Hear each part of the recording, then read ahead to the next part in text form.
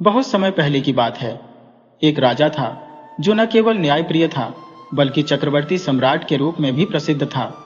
उसका विशाल साम्राज्य दूर दूर तक फैला हुआ था, परंतु वह अपने पुत्र को लेकर विशेष संतुष्ट नहीं था। राजा को अपने पुत्र की बुद्धिमत्ता पर संदेह था और उसे नासमझ और आलसी मानता था। राजकुमार को न तो किसी जिम्मेदारी का बोध था और न ही किसी कार्य में रुचि। वह अक्सर अनुचित व्यवहार करता और अपनी मूर्खता के कारण समस्याएं खड़ी करता था। हालांकि उसकी मां रानी अपने पुत्र से अत्यधिक स्नेह करती थी। वह उसके लिए स्वादिष्ट भोजन बनाती, उत्तम वस्त्र प्रदान करती और यदि वह कोई गलती करता तो उसे बचाने के लिए कोई न कोई बहाना ढूंढ लेती। रानी का प्रेम अपने बेटे के प्रति इतना गहन था कि वह राजा की डांट फटकार के विरोध में खड़ी हो जाती, लेकिन राजा अपने पुत्र की मूर्खताओं से क्षुब्ध बार बार उसे अनुशासन में लाने की कोशिश करता। राजा कहता, यदि इसे डांटेंगे नहीं तो यह भविष्य में और बड़ी मुसीबत खड़ी कर देगा। इसके बावजूद रानी उसकी बातों पर ध्यान नहीं देती थी। समय बीतता गया और राजकुमार वयस्क हो गया। उसकी आयु अब विवाह योग्य हो चुकी थी। रानी ने राजा से आग्रह करना शुरू किया कि उनके पुत्र के लिए किसी सुयोग्य राजकुमारी की खोज की जाए, लेकिन राजा अपने पुत्र की मूर्खताओं और आलस्य से अत्यधिक शर्मिंदा रहता। उसे यह चिंता सताती कि ऐसा पुत्र किसी जिम्मेदारी को कैसे निभाएगा।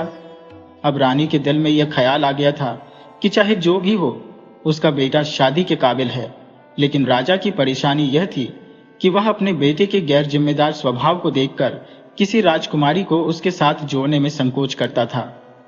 रानी की नजर में उसका बेटा किसी हीरे से कम नहीं था, जबकि राजा के लिए वह एक ऐसा पत्थर था जो तराशने पर भी निखर नहीं सकता था। कभी कभी राजकुमार ऐसे हास्यास्पद और मूर्खतापूर्ण काम करता था जो राजा के लिए गहन शर्मिंदगी का कारण बन जाते। राजा ने मन ही मन ठान लिया था कि वह अपने पुत्र का विवाह नहीं करेगा।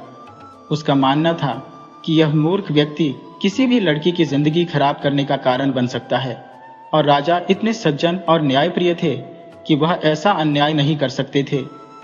लेकिन रानी, जो अपने बेटे से अपार स्नेह करती थी, इस बात को लेकर चिंतित थी। उनके बेटे के साथ के सभी साथी विवाह कर चुके थे, पर उनका बेटा अब भी अविवाहित था।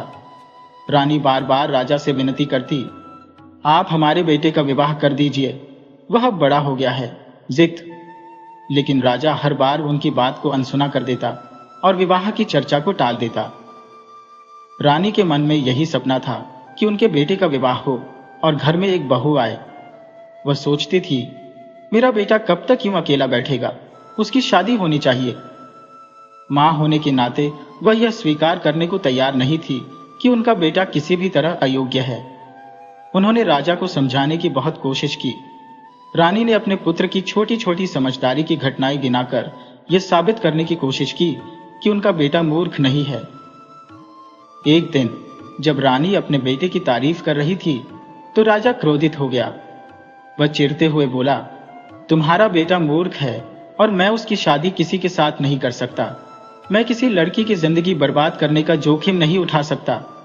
अगर तुम्हें लगता है कि वह अक्लमंद है तो उसे यह साबित करना होगा। मैं उसे एक मौका देता हूं। अगर वह इस परीक्षा में सफल होता है तो मैं उसकी शादी पर विचार करूंगा। राजा ने रानी को 3 सिक्के दिए और कहा, इसे यह 3 सिक्के दो और कहो कि वह इनमें से एक सिक्के से ऐसी चीज खरीदे जो केवल उसके लिए हो, दूसरा सिक्का नदी में फेंक दे और तीसरे सिक्के से 5 चीजें खरीदे, एक खाने के लिए, एक पीने के लिए, एक चबाने के लिए, एक बगीचे में बोने के लिए और एक गाय को खिलाने के लिए। अगर वह यह सब कर लेता है तो मैं उसकी शादी खुशी खुशी कर दूंगा। रानी यह सुनकर बहुत प्रसन्न हुई। उन्हें लगा कि उनके बेटे को कम से कम अपनी योग्यता साबित करने का अवसर तो मिलेगा। उन्होंने तुरंत अपने बेटे को बुलाकर राजा की परीक्षा के बारे में बताया और उसे 3 सिक्के थमा दिए। रानी ने बेटे को बुलाकर 3 पैसे दिए और राजा साहब की कही सारी बातें विस्तार से समझा दी। राजकुमार ने पैसे तो ले लिए, लेकिन उसे समझ नहीं आ रहा था कि इन शर्तों को कैसे पूरा करे। खैर, उसने सोचा कि पहले बाजार जाऊं और फिर कुछ करूं। राजकुमार बाजार पहुंचा और 1 पैसे का कुछ खाने की चीज खरीदी और खा लिया। इसके बाद वह नदी की तरफ गया। वहां पहुंचकर जैसे ही उसने दूसरा पैसा नदी में फेंकने की सोची, उसे समझ आया कि यह बेवकूफी होगी। उसने खुद से कहा, अगर मैं पैसा पानी में फेंक दूंगा तो वह बर्बाद हो जाएगा, और फिर तीसरे पैसे से मैं वे 5 चीजें कैसे खरीदूंगा जो मां ने बताई है। वह इसी उलझन में खड़ा सोच रहा था कि पास से एक लोहार की बेटी गुजरी। उसने राजकुमार को परेशान देखा और पूछा, तुम इतने परेशान क्यों हो? क्या बात है? राजकुमार ने अपनी समस्या विस्तार से बताई। उसने कहा, मुझे समझ नहीं आ रहा कि मैं इन 3 पैसों से इन शर्तों को कैसे पूरा करूं। 1 पैसा नदी में फेंकना है, लेकिन मैं फेंक दूं तो बाकी सब कैसे होगा? लड़की समझदार थी। उसने मुस्कुराते हुए कहा, इसका हल तो बहुत आसान है। तुम जाकर 1 तरबूज खरीद लो, दूसरा पैसा नदी में फेंकने की जगह अपनी जेब में रख लो। राजकुमार थोड़ा हैरान हुआ और बोला, तरबूज? वह कैसे मेरी मां की सभी शर्तें पूरी करेगा? लड़की ने समझाया, तरबूज हर शर्त पूरी करेगा। वह खाने की चीज है, उसका रस पीने की चीज है, उसके बीज चबाने की चीज है, बीज जमीन में बोने के लिए भी है, और छिलका गाय के लिए चारे की तरह काम आएगा। इस तरह तुम्हारी मां की सभी शर्तें पूरी हो जाएंगी। राजकुमार को यह सुझाव पसंद आया। उसने तुरंत बाजार जाकर 1 तरबूज खरीदा और घर लौटा। जब उसने अपनी मां को वह तरबूज दिया और पूरी बात बताई, तो मां उसकी बुद्धिमानी देखकर गदगद हो गई। रानी ने खुशी खुशी वह तरबूज राजा को दिखाया और बोली, देखा, आप हमेशा मेरे बेटे को मूर्ख कहते रहते हैं। यह देखिए, उसने कितनी समझदारी से आपकी शर्तें पूरी की हैं। राजा ने तरबूज देखा और हैरान होकर बोला, यह यकीन करना मुश्किल है कि यह काम उसी मूर्ख ने किया है। जरूर किसी ने इसे यह करने की सलाह दी होगी। हालांकि राजा अभी भी पूरी तरह संतुष्ट नहीं हुआ, लेकिन उसने मान लिया कि शायद उसका बेटा मूर्ख होने के बावजूद थोड़ा बहुत अक्लमंद हो सकता है। जब रानी ने अपने बेटे से पूछा कि उसे यह तरकीब किसने सुझाई, तो राजकुमार ने सच सच बताया, पिताजी, यह विचार एक लोहार की बेटी ने दिया था। यह सुनते ही राजा ने तुरंत कहा, मैंने पहले ही कहा था कि यह तुम्हारा काम नहीं है। तुम तो बिल्कुल मूर्ख हो। खैर, अगर तुम्हारी मां यही चाहती है तो हम तुम्हारी शादी करवा देंगे, लेकिन तुम्हारी शादी उसी होशियार लोहार की बेटी से होगी जिसने तुम्हारी मदद की है। रानी ने इस प्रस्ताव को खुशी खुशी स्वीकार कर लिया और बोली, यह तो सबसे अच्छा होगा। वह लड़की न केवल बुद्धिमान है, बल्कि उसने हमारे बेटे की मदद भी की। राजा ने भी सोचा कि अगर लड़की इतनी चतुर है तो वह राजकुमार की बेवकूफी संभाल लेगी। कुछ ही दिनों बाद राजा लोहार के घर गया। जब उसने वहां पहुंचकर दरवाजा खटखटाया, तो लोहार की बेटी ने ही दरवाजा खोला। राजा ने पूछा, बेटी, क्या घर में कोई है या तुम अकेली हो? लड़की ने जवाब दिया, जी हां, मेरे माता पिता घर पर नहीं है। राजा ने पूछा, वे कहाँ गए हैं? लड़की बोली, मेरे पिता एक कौड़ी का लाल खरीदने गए हैं और मेरी मां शब्द बेचने गई है, लेकिन वे जल्दी ही लौट आएंगे। तब तक आप अंदर आकर उनका इंतजार कर सकते हैं। लड़की की बात सुनकर राजा थोड़ा हैरान हुआ और सोचने लगा, ये लड़की तो सचमुच बहुत समझदार है। इसके शब्दों में छिपे अर्थों को समझना हर किसी के बस की बात नहीं। फिर उसने लड़की से पूछा, ये कौड़ी का लाल और शब्द बेचने का क्या मतलब है? लड़की मुस्कुराते हुए बोली, पिताजी लैंप के लिए तेल लेने गए हैं और मां शादी के लिए रिश्तेदारी की बात करने। राजा उसकी होशियारी से प्रभावित हुआ, लेकिन उसने अपनी भावनाएं प्रकट नहीं की। थोड़ी देर बाद लोहार और उसकी पत्नी घर लौटे। जब उन्होंने अपने घर में राजा को देखा तो वे हैरान रह गए। उन्होंने राजा का स्वागत किया और पूछा, महाराज, हमारे इस छोटे से घर में आने का कष्ट क्यों किया? राजा ने कहा, मैं अपने बेटे के लिए आपकी बेटी का हाथ मांगने आया हूं। लोहार और उसकी पत्नी तो खुशी से फूले नहीं समाये। उन्होंने तुरंत इस रिश्ते के लिए हामी भर दी। आखिर कौन पिता नहीं चाहेगा कि उसकी बेटी रानी बने? शादी की तारीख तय हो गई। यह खबर पूरे राज्य में फैल गई, लेकिन जहां खुशी की बात थी, वहीं कुछ जलने वालों ने इस रिश्ते पर उंगलियां उठानी शुरू कर दी। कुछ लोग कहने लगे, राजा अपने बेटे की शादी अपने से नीची जाति के घर में करवा रहा है, ये गलत है। कुछ विरोधियों ने तो राजकुमार को बरगलाना भी शुरू कर दिया। उन्होंने उससे कहा, अगर तुम उस लोहार की बेटी से शादी करोगे तो तुम्हारी बेइज्जती होगी। शादी के बाद उसे हर दिन सताओ ताकि वह खुद तुम्हें छोड़कर चली जाए। राजकुमार मूर्ख तो था ही, उसने उनके कहे पर विश्वास कर लिया और सोचा कि वे सही कह रहे हैं। उसने उनके षड्यंत्र को मान लिया, जबकि सच्चाई यह थी कि वे सिर्फ उसका नुकसान चाहते थे। अब देखना यह था कि क्या राजकुमार इस साजिश का शिकार होगा या लोहार की चतुर बेटी अपनी समझदारी से इस कहानी को नया मोड़ देगी। अब वह अपने कानों में डाली गई बातों को मन में बैठा चुका था और राजकुमार उन्हीं बातों को हकीकत मानकर उसी के अनुरूप आचरण करने लगा। उसने लोहार से जाकर कहा वही सब जो उसे दूसरों ने कहने को उकसाया था। लोहार ने जब ये सुना तो उसके होश उड़ गए। परेशान होकर उसने ये सब अपनी बेटी को बताया। बेटी ने यह सुनते ही अपने पिता से निवेदन किया कि उस व्यक्ति से किसी भी प्रकार का रिश्ता न जोड़ें। उसने साफ कहा, ऐसी शादी से बेहतर है न करना जिसमें पति अपनी पत्नी को जीवन भर दुर्व्यवहार से पीड़ित रखे। पिता ने अपनी बेटी को बहुत समझाने की कोशिश की, लेकिन वह अपने फैसले पर अडिग रही। उसने पिता से कहा, आप चिंता न करें, यह साफ है कि कुछ नीच लोगों ने उसे ऐसी बातें कहने को मजबूर किया होगा। आप यह यकीन रखें कि वह ऐसा कुछ नहीं करेगा। शब्द और कर्म में बहुत फर्क होता है। शादी की तारीख नजदीक आई और विधिवत रस्मों के साथ विवाह संपन्न हुआ। दुल्हन ससुराल पहुंची और शादी की पहली रात जब सब गहरी नींद में थे, दूल्हा उठा। उसने सोचा कि उसकी पत्नी सो रही है और उसने एक जूता उठाकर उसे मारने की कोशिश की, मगर उसकी पत्नी सतर्क थी। उसने तुरंत आंखें खोल दी और शांत स्वर में कहा, आज की रात यह न करें, यह अपशगुन होगा। अगर आपको यह करना ही है तो कल कर लेना, लेकिन आज शादी की पहली रात में झगड़ा उचित नहीं। दूल्हे ने इस बात को मान लिया, लेकिन अगली रात उसने फिर वही करने की ठानी। इस बार उसकी पत्नी ने कहा, पहले हफ्ते में पति पत्नी का झगड़ना बड़े दुर्भाग्य की बात है। मैं जानती हूँ आप बुरे नहीं हैं, कृपया इस काम को 8वें दिन के लिए स्थगित कर दें, उसके बाद आप चाहे जो करें। इस बार भी उसने उसकी बात मान ली। हालांकि 7वें दिन मुसलमान रीति रिवाज के अनुसार दुल्हन को मायके जाना था। इस बीच राजकुमार के मित्रों ने उसे समझाया, तुम तो पूरे बेवकूफ बन गए हो, हमें उम्मीद नहीं थी कि तुम इस तरह बदल जाओगे।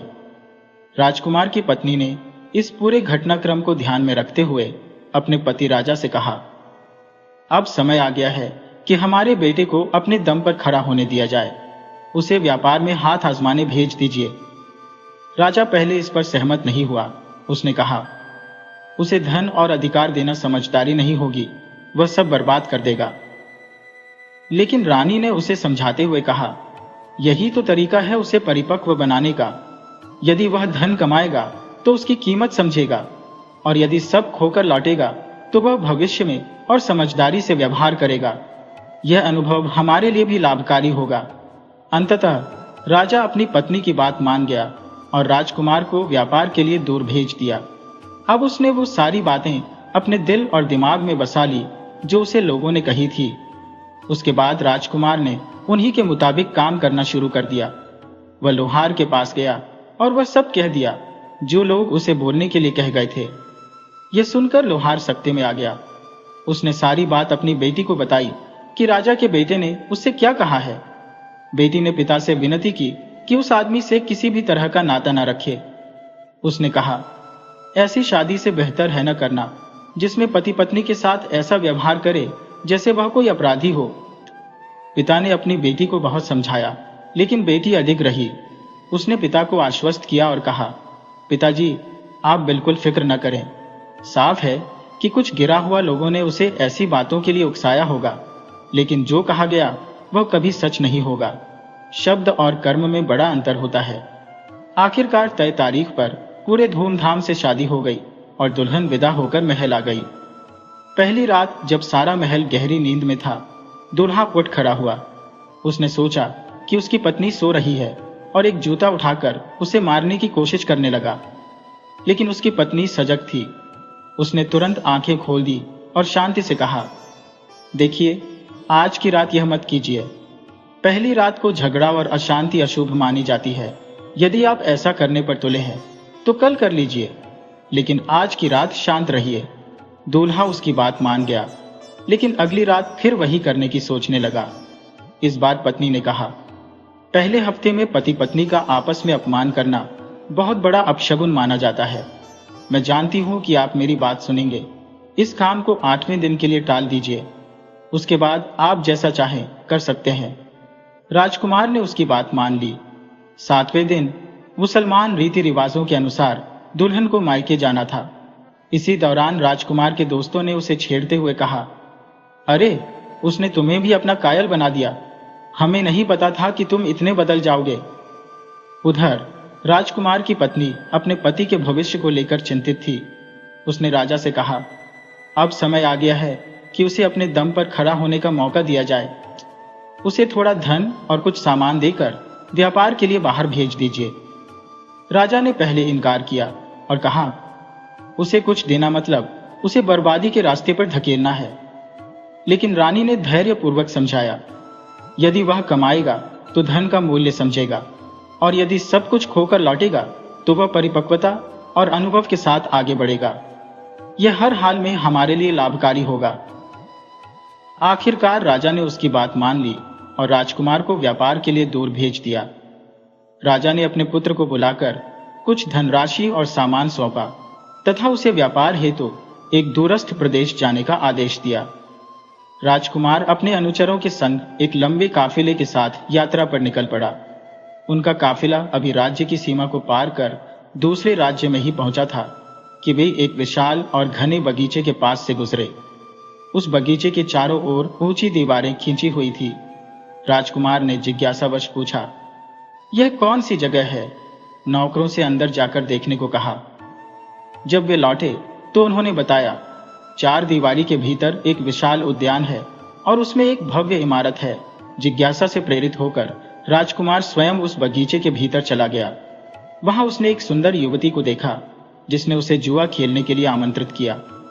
वह युवती अत्यंत चतुर और चालाक जुआरी थी। उसे ऐसी सभी तरकीबें आती थी जिनसे वह अपने विरोधी का सर्वस्व हड़प ले। उसकी एक अनोखी चाल यह थी कि खेलते समय वह एक बिल्ली साथ रखती थी जिसे उसने विशेष रूप से प्रशिक्षित किया था। जब भी वह हारने लगती, बिल्ली को इशारा करती, जो जाकर दीपक बुझा देती और अंधेरा छा जाता। इसी चालाकी से उसने राजकुमार को भी हराया। उसने राजकुमार का सारा धन, सामान, अनुचर, यहाँ तक कि स्वयं राजकुमार को भी जुए में जीत लिया।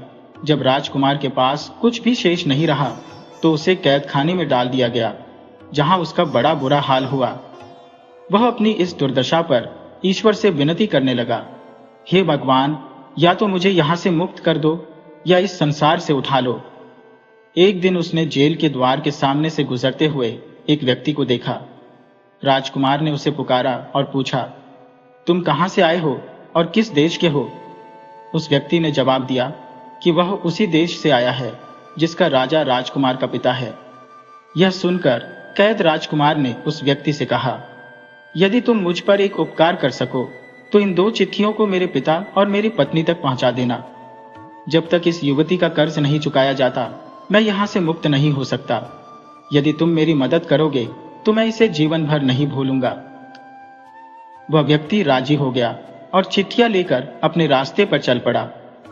उसने अपने पिता को लिखी चिट्ठी में अपनी पूरी कहानी का उल्लेख किया और अपनी पत्नी को दी। चिट्ठी में उसने लिखा कि उसने भारी मुनाफा कमाया है और अब वह जल्दी ही घर लौटेगा और जैसे उसने पहले कहा था वैसे ही अपनी पत्नी को सजा देगा। जब वह व्यक्ति अपने काम को पूरा करके देश लौटा तो दोनों चिट्ठियां पढ़ने लिखने में अक्षम थे। नतीजतन उसने गलती से पिता की चिट्ठी पत्नी को और पत्नी की चिट्ठी पिता को दे दी। पिता ने खुश होकर चिट्ठी पढ़ी, मगर यह सोचने पर मजबूर हो गया कि उसकी बहू को क्यों चिट्ठी भेजी गई और बेटे ने अपनी पत्नी को पीटने की बात क्यों लिखी थी। वही जब राजकुमार की पत्नी ने अपनी चिट्ठी पढ़ी तो वह बहुत दुखी हुई। उसे यह समझ में नहीं आया कि उसके पति ने अपने पिता को क्यों लिखा था और वह चिट्ठी उसे क्यों नहीं लिखी थी। यह उलझन बढ़ गई और वह अपने ससुर के पास जाकर चिट्ठी की स्थिति बताई। ससुर और बहू दोनों ने चिट्ठियों को देखा और अंत में सारी गुत्थी सुलझाई, क्योंकि दोनों चिट्ठियों में अलग अलग बातें लिखी गई थी। बहू की समझदारी और चतुराई ने इस स्थिति को सुलझा लिया। उसने अपने ससुर से बात की और मदद पाने के लिए अपने पति को बचाने की योजना बनाई। ससुर ने उसे जाने की पूरी अनुमति दी और यात्रा के लिए धन भी दिया। बहू ने पुरुषों का रूप धारण किया और निकल पड़ी। रास्ते में वह उस जगह पहुंची जहां वह सुंदर लड़की रहती थी।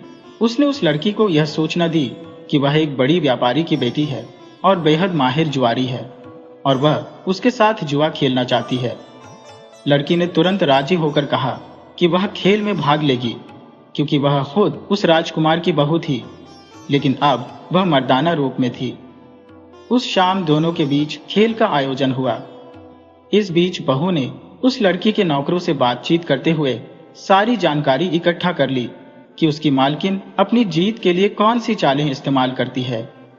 शुरुआत में नौकरों ने उसे कुछ बताने में हिचकिचाया, लेकिन कुछ रिश्वत मिलने के बाद वे सब कुछ बताने के लिए तैयार हो गए।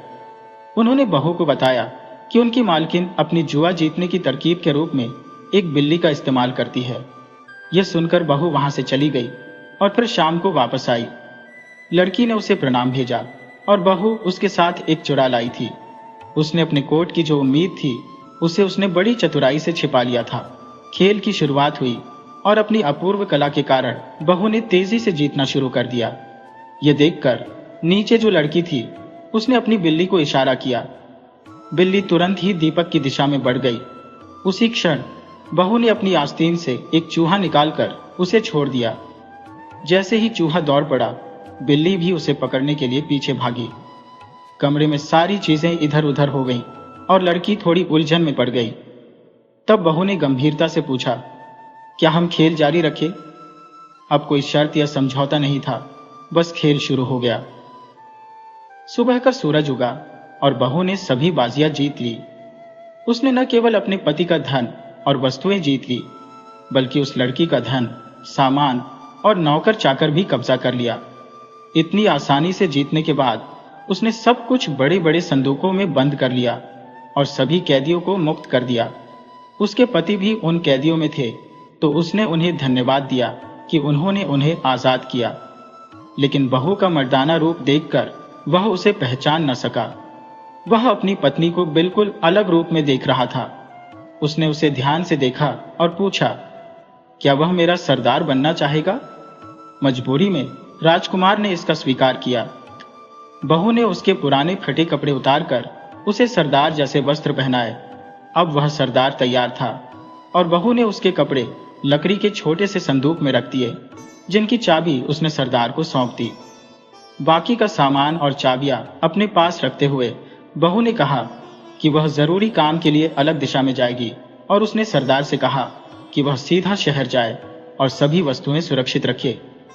उसने सरदार को यह भी बताया कि यदि वह 20 दिनों तक वापस नहीं आई तो सारा सामान सरदार का हो जाएगा। इतना कहकर बहू अपने घर वापस लौट आई, जबकि सरदार, जो अब उसका पति था, अपने साथ वह लड़की, नौकर और सारा सामान लेकर अपने पिता के घर लौट आया। अपने घर लौटने के बाद बहू ने अपने पिता से यह घटना पूरी तरह छिपाने का अनुरोध किया। कुछ समय बाद जब वह अपने ससुराल लौटी तो जैसे ही उसके पति ने उसे देखा, वह बोला, क्या तुम जानती हो कि मुझे तुम्हें कितनी बार सजा देनी है? ये कहते हुए उसने अपने जूते को निकालने का बहाना किया। इसके बाद उसके माता पिता ने कहा, क्या तुम घर लौटने का यह अद्वितीय अवसर ऐसे छोटे काम करके गवा दोगी? इस पर बहू ने जवाब दिया, जब तक मुझे यह बात नहीं पता थी, मैं सोचती थी कि तुमने बहुत कुछ समझ लिया होगा, लेकिन लगता है तुम वही के वही हो। देखो, ये बक्सा लाओ और उसे खोलो। इसमें रखे कपड़े देखकर बताओ, ये किसके हैं, तुम्हारे या किसी और के? फिर वह बोली, याद करो, जेल में तुमसे कैसे बुरा व्यवहार किया गया था, तुम्हें कितना मारा गया था, तुम्हें कितना घटिया खाना दिया गया था और कितनी गालियां दी गई।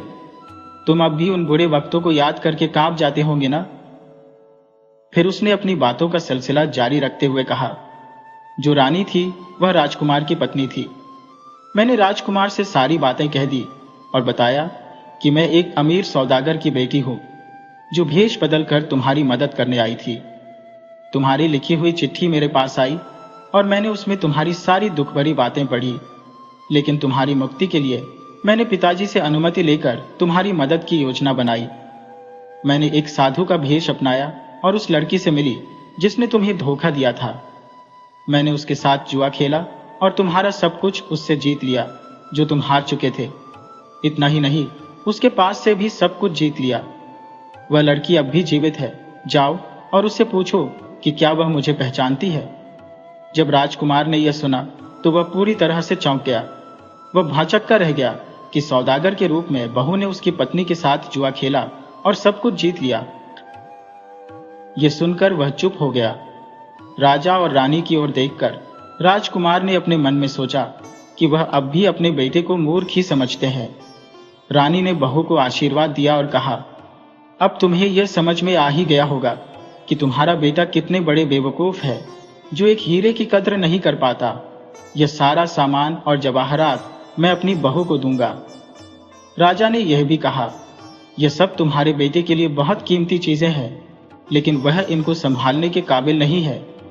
राजा और रानी ने बहू को रानी का पद दे दिया और उसे राज्य सिंहासन पर बैठाया। बहू ने अपनी बुद्धिमत्ता से राज्य चलाना शुरू किया। उसकी राज्य व्यवस्था में सभी लोग सुखी थे, कोई भी चीज की कमी नहीं थी और वह अत्यंत न्यायप्रिय थी। उसकी नीतियों से सभी लोग प्रसन्न रहने लगे। राजकुमार भी अब बहुत कम मूर्खताएं करने लगा था। वह रानी के आदेशों का पालन करता और समझ जाता कि क्या करना है। दोस्तों, अगर आपको हमारी कहानी पसंद आई हो तो कृपया हमारे चैनल को लाइक करें, सब्सक्राइब करें और शेयर करें। राधे राधे।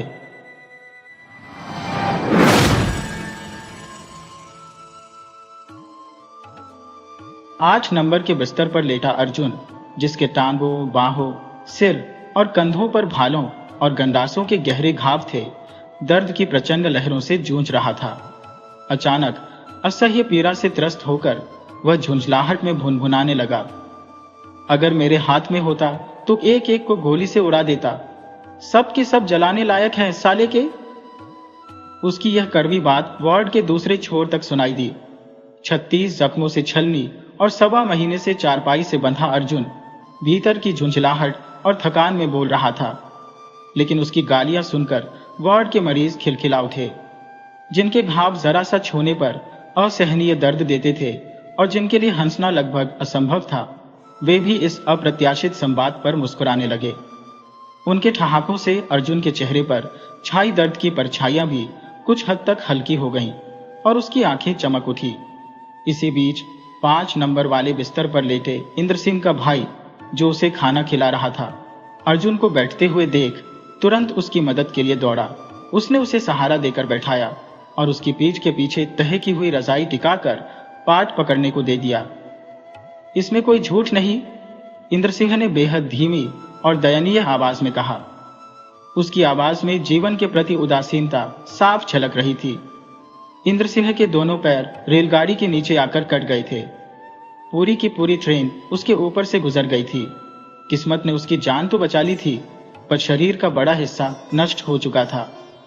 पिछले 2 महीनों से अस्पताल के बिस्तर पर पड़े इंद्र सिंह का मन अब इस प्रकार के जीवन से पूरी तरह उचाट हो चुका था।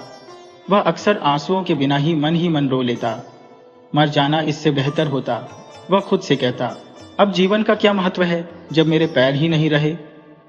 50 की उम्र में 7 बेटियों और 2 बेटों का पिता इंद्र सिंह इस त्रासदी को सहन कर रहा था। बड़ा बेटा समाज सेवा में लगा हुआ था और छोटा बेटा अभी जवान होने की कगार पर था। 2 बड़ी बेटियों की ही शादी हुई थी, जबकि बाकी बेटियां घर पर थी। जीवन की जिम्मेदारियों का पहाड़ उसकी आत्मा को कुचल रहा था। वह दिन भर निराश आंखों से वार्ड की दीवारों और छत को ताकता रहता। इंद्र सिंह शायद ही किसी से खुलकर बात करता, लेकिन अर्जुन के साथ कभी कभार 1-2 शब्दों का आदान प्रदान कर लेता। दोनों के बिस्तर आमने सामने थे।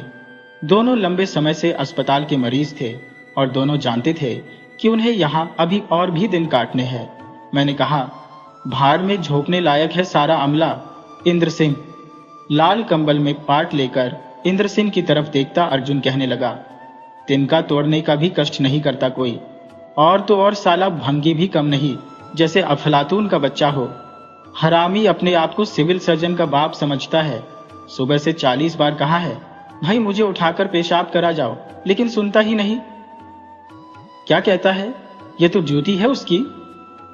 6 नंबर से अखबार आंखों के आगे से हटाकर नए आए सरदार सुखवंत सिंह ने पूछा, जिनका कल कोई छोटा ऑपरेशन हुआ था और जो किसी कॉलेज में प्रोफेसर बताए जाते थे। अब तक इस सारी बातचीत पर वह अखबार के पीछे धीरे धीरे मुस्कुरा रहे थे, पर अब वह भी उसकी बातों में आ शामिल हुए। कहना क्या है सरदार जी, बस टाल मटोल, उसने खिली हुई आंखों से देखकर कहा, जिनके कोनों पर कौवे के पंजों की तरह झुर्रियों का जाल खींचा हुआ था। केरी टांग घुमाता साला इधर उधर घूमता रहता है, करता कुछ नहीं। सामने पड़े सरदार जी को हल्की हंसी आ गई, साथ ही दर्द की छोटी सी लहर उनके चौड़े चौकोर माथे पर रेखाएं बिखेर गई। सच्ची बात है, पर 10 नंबर के बेड पर सीधा पड़ा पहलवान बोला, जो 4 दिन हुए गांव की एक लड़ाई में चोटी खाकर आया था। नीचे वाले भी कटी उंगली पर नौन नहीं डालते, ऊपर वालों की तो कोई बात ही नहीं। वह कहता गया, क्योंकि अब तक वह भी उसके स्वभाव से परिचित हो चुका था। ऊपर वाले तो बल्कि अच्छे हैं। हाजियों जैसी काली और कतरी हुई दाढ़ी में सहज स्वभाव से खुजलाते हुए अर्जुन ने कहा, पर भंगी तो बड़ा ही हरामी है। गुरबचन भंगी अर्जुन के निकट ही कहीं बाहर बरामदे में सफाई कर रहा था और जालीदार खिड़की में से उसे सब कुछ सुनाई दे रहा था। वैसे तो सभी मरीजों की चिड़चिड़ करने की आदत होती है और यहाँ सभी नवाब बन बैठते हैं, पर अर्जुन तो कुत्ते की तरह हमेशा भौंकता रहता था। सारे मरीज इसी ने बिगाड़ दिए थे, तभी तो साला गांव के पट्टीदारों से कंधे तुड़वा कर आया है।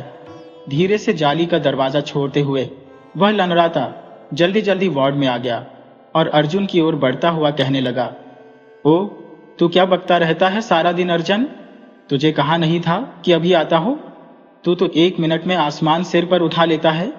आओ, पकड़ाओ, पाठ फेंकाओ। हाँ, बेकार जबान चलाता रहता है सारा दिन। उसने कटी हुई दाढ़ी के ऊपर घुट्टे सिर को हिलाया, जिस पर से नीचे गर्दन तक पट्टी बंधी हुई थी। ओह, अब आए हो ना? आसमान उठा लेता हूं। 2 घंटे हो गए, मेरी जान निकल रही थी। लो पकड़ो। हाँ, अर्जुन ने बात को हंसी में ले जाकर बर्तन उसे पकड़ा दिया। मैं डॉक्टर से कह दूंगा। सारा दिन गालियां देते हो। कृत्रिम क्रोध से बोड़ बोड़ करता, जोर से दरवाजा बंद करता गुरबचन बाहर निकल गया। कह दे जिससे कहना है, लगा ले जोर, कलेक्टर बना है।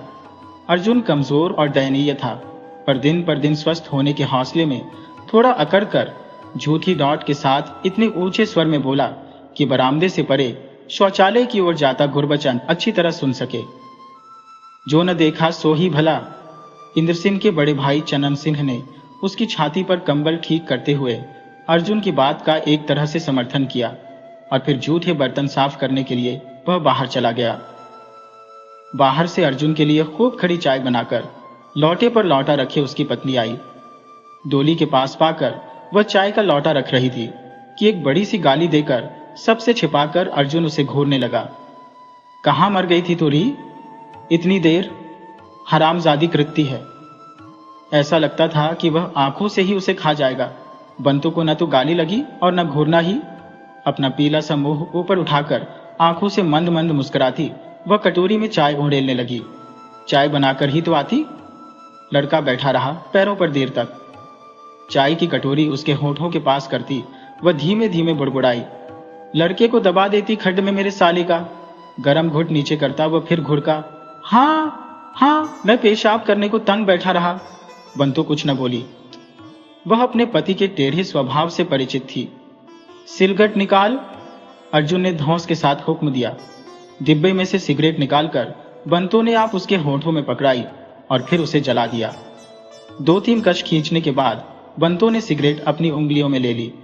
अब थोड़े थोड़े समय पश्चात बंतु उसके होठों से सिगरेट लगा देती और अर्जुन कश खींचकर धुआं छत की तरफ उड़ा देता। उसकी दोनों बाहें दुश्मनों ने तोड़ दी थी, जिनके ऊपर पट्टियां बंधी हुई थी। वे अभी किसी ओर हिल नहीं सकती थी। अपनी तरफ से तो दुश्मन बाहें काट कर ही गए थे। अफीम की गोली के ऊपर खड़ी चाय और उसके ऊपर सिगरेट, अर्जुन का नशा कुछ खिल गया। एक लंबा कश खींचकर सिगरेट को सिरे तक जलाकर तसल्ली के साथ धुएं को सरसरी छोड़ता वह बोला, लड़का कहाँ है? बरामदे में खेलता छोड़कर आई थी। जाओ उसे लेकर आओ। हुक्म हुआ। छोटे बड़े कई बर्तन कपड़े में बांधकर बंतु बाहर चली गई और सफेद दूध सी पोशाक में स्प्रिंगदार दरवाजे को धीरे से बंद करती नर्स अंदर आ गई। माथे पर रौब की हल्की सी सिकुड़न और कंधों के ऊपर फैल रहा चौड़ा बगले सा सफेद स्कार्फ, जिसने आधा सिर और उसका भारी और शानदार जोड़ा ढक लिया था। वार्ड के फर्श पर नाद से चलती वो मेज की तरफ जाने लगी। एपरन के घेरे के नीचे सफेद मोजों में भरी और गोल पिंडियां हल्के हल्के थिरक रही थी। सारे वार्ड पर मानो हुस्न की छाया पड़ गई। आसपास मानो एक लपट सी उठने लगी। दूसरे सिरे पर 6 नंबर के पास पहुंचकर मेज के ऊपर उसने कागज रखे, फिर वापस 1 नंबर से बारी बारी टेम्परेचर ले वह चार्ट भरने लगी। 4 नंबर के बेड के पास जब बह आकर खड़ी हुई तो अर्जुन ने मुंह खोल ही दिया।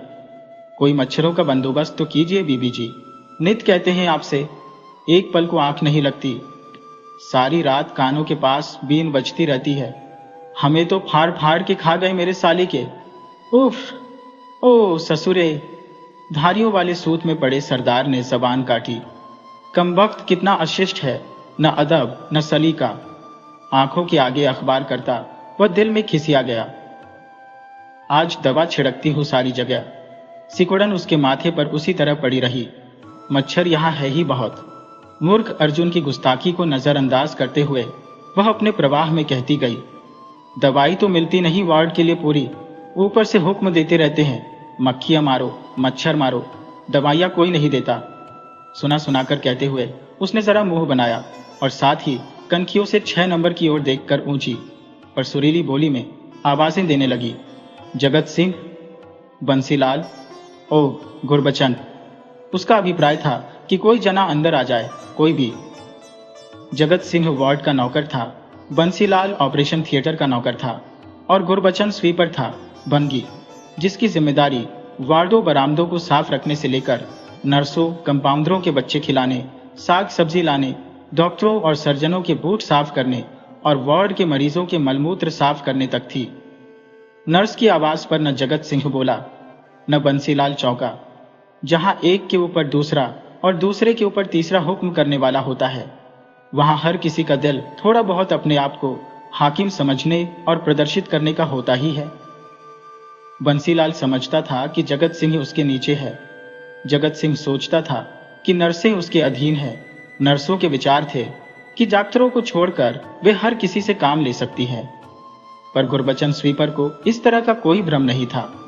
वह अच्छी तरह जानता था कि जितनी भी यह दुनिया है सारी उससे ऊपर है और आप वह किसी से भी ऊपर नहीं है, और इस बात का बदला वह सबकी अवहेलना करके लेता था। लेकिन इस समय सुबह सुबह होने के कारण प्रीतपाल नर्स की उसने अवहेलना नहीं की और बाई टांग से लंगड़ाता वह अंदर आकर पूछने लगा, हाँ क्या हुआ? ओह, जरा जाकर फौरन फ्लिट लिया, मच्छर मारे, बंसी के पास पड़ी है। बंसी के पास फिल्ट नहीं है। बीच ही में उसने बात काट दी। फिर कहाँ है अगर उसके पास नहीं है? टाल रहे हो? उसने थर्मामीटर को झटक कर 5 नंबर बेड के पास आते हुए सख्त होकर कहा, नहीं जी, 100-2 की टालता नहीं, मेडिकल वालों के पास गई हुई है, झूठ नहीं कहता। बिना आंख नीचे किए उसने ढीठ होकर कहा, सर्जिकल वार्ड की चीज मेडिकल वाले क्यों ले गए? ले न जाए, वे तगड़े हैं, जो तगड़ा होगा ले जाएगा। साला नाक पर मक्खी नहीं बैठने देता। अर्जुन उसके मुंह की ओर देखता आखिर हंसने लगा। अच्छा राउंड हो चुका है या नहीं? नर्स बेचारी ने बात का रुख मोड़कर अपनी प्रतिष्ठा बचाते हुए पूछा। क्या पता, ये उल्लू का चरखा ऐसे ही कोई गुस्ताखी कर बैठे। उसे तो 6 नंबर पर पड़े पेशेंट का लिहाज मारे जाता था। राउंड? वह थोड़ा चौंका और फिर मुंह खोलकर खड़ा रहा। उसे याद ही नहीं था कि आज राउंड हो चुका है या नहीं। तभी बड़ी ही प्यारी और सत्कार भरी आवाज आई, नहीं सिस्टर, अभी तक नहीं आए राउंड करने डॉक्टर साहब।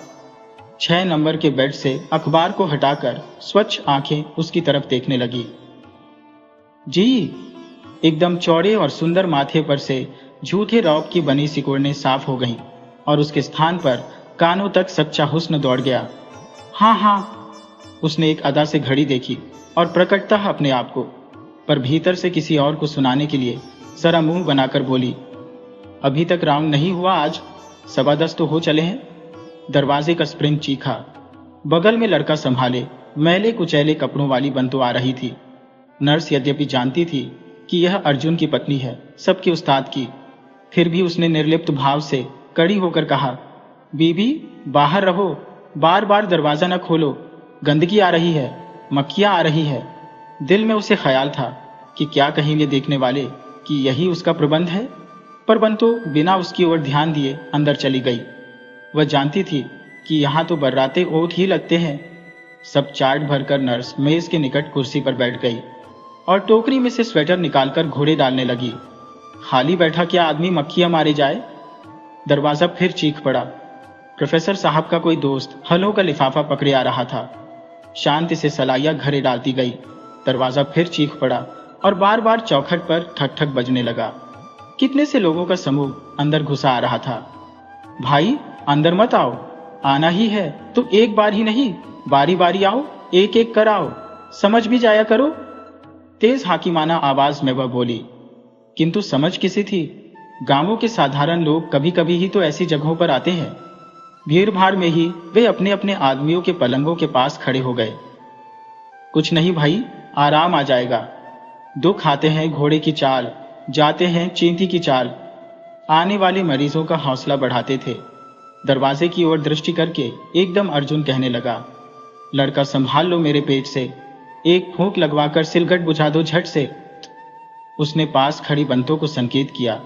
सामने धीरे धीरे बगल में गठरी दबाए उसकी सांस चली आ रही थी। नाती को प्यार देकर गोद में लेती बुढ़िया कांपते मुरझाए हाथों से दामाद का सर सहलाने लगी। क्या हाल है मल्ला अब तुम्हारी चोटों का? माथा झुकाकर प्रणाम करता अर्जुन बोला, अब तो अच्छा हूं पहले से बेबे, अब तो मैं बच गया समझ, अब मैं नहीं मरता। शुक्र है पुत्र। बुढ़िया ने पाटी छूकर माथा नवाया। वाह गुरु तुझे उम्र दे, कुछ लिया दिया आ गया सामने, नहीं बाकी कुछ न छोड़ा था हरामियों ने। कोई नहीं बेबे, तो कुछ फिक्र न कर, जरा हड्डियों में जोर आने दे, देखना एक एक को काट के छोड़ूंगा। वे काहे पुत्र, जो कोई करेगा आप ही भरेगा, अब तो बैर न करना। ना बेबे, बदला तो मैं जरूर लूंगा और सीना ठोक कर लूंगा। बुढ़िया चुप करके देखती रही, आगे कुछ न बोली। अर्जुन की उलटी मति से उसका कलेजा दहल रहा था। रुककर अर्जुन फिर बोला, और तो मुझे किसी पर ज्यादा गुस्सा नहीं, पर सरवण को नहीं छोड़ूंगा। उसने भाई बन के दगा दिया। आना था तो ललकार के आता, मैं तो उस समय नशे में धुत आ रहा था। बुढ़िया ने एक आह भरी और फटी हुई नजर सारे कमरे में दौड़ाने लगी। हे वाह गुरु, उसके मुंह से निकल गया। कितने बड़े बड़े जवान अस्पताल के पलंगों पर लाल कंबल ओढ़े गर्दने गिराए पड़े थे। दुखों का अंत नहीं, उसने दर्द भरे स्वर में कहा, और एक क्षण के लिए उसे लगा कि सारी दुनिया बीमार पड़ी हुई है। फिर उसकी दृष्टि घूमकर नर्स पर आ रुकी। रूप और जवानी, ऊपर से सुंदर सफेद कपड़े देखकर वह हक्की बक्की रह गई। लईखुड़े, ये भी तो किसी की लड़की है। हाँ भाई, क्या पार है दुनिया का। उसने नर्स और अपनी लड़की के बीच पूरी एक दुनिया का अंतर जानकर दिल में कहा, अब तो बहुत हो चुका था, इससे अधिक और हो भी क्या सकता था। डॉक्टर अभी आ जाए तो कोई कुछ नहीं कहेगा, जिम्मेदारी तो उसी की है सारी। और नर्स ने अब पूरी तरह कठोर होकर ऊंचे स्वर में कहा, भाई एकदम वार्ड खाली कर दो, सब कोई न रहे अंदर, फौरन बाहर हो जाओ, डॉक्टर आने वाले हैं। हल्की सी सिकुड़न फिर उसके माथे पर आ गई। सब धीरे धीरे खिसकने लगे। प्रोफेसर का दोस्त चप्पलें पटकता सीटी बजाने लगा। अर्जुन की सास गठरी में से सिवई और आटा खोलती अपनी बेटी के साथ बाहर चली गई। आज डॉक्टर लेट है शायद, कलाई को देखकर नर्स ने कहा। कौन सा खास वक्त तय होता है उनका? वह अपने ही आप, लेकिन जैसे किसी को सुनाकर बोली। बाहर बरामदे में परे बूतों की खटखट हुई। जानी पहचानी पदचाप थी। डॉक्टर आ गए हैं शायद। सलाइयों के ऊपर स्वेटर लपेट टोकरी में फेंकती वह कुर्सी से उठ खड़ी हुई। जगत सिंह दौड़कर फ्लाई किलर हाथ में पकड़े जल्दी जल्दी वार्ड में मक्खियां मारने लगा। बंसीलाल बरामदे में तेज तेज घूमने लगा और वही गुरबचन फ्रिट लेकर वार्ड की दीवारों पर दी दी टी के फव्वारे छोड़ने लगा। अर्जुन मुस्कुरा पड़ा। 100 मारे जो जोर से मेरे सालों को, गिने एक ना, अब आना है ना बाप ने। धीरे से होंठों में वह बुड़बुड़ाया। झट दरवाजा खोलकर स्टेथोस्कोप गलों में डाले प्रफुल्ल प्रसन्न चेहरों वाले डॉक्टर अंदर आ गए।